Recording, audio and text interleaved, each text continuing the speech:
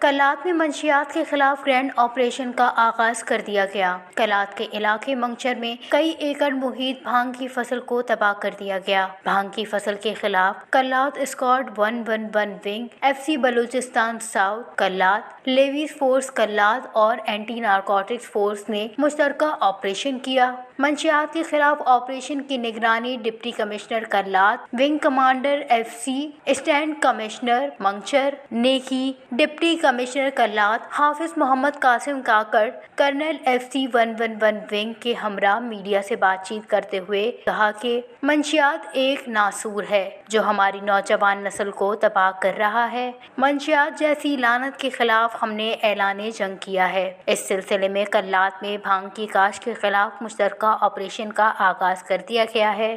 علاقہ معززین اس کار خیر میں ہمارا ساتھ دیں اور منشیات کو جڑ سے اکھاڑ دیں۔ منشیات سے پاک معاشرے کی تشکیل ہمارا بنیادی مقصد ہے۔ اس مقصد کے حصول کے لیے تمام تر وسائل بروئے کار لائے جائیں گے۔ Wash news Kalat Balochistan.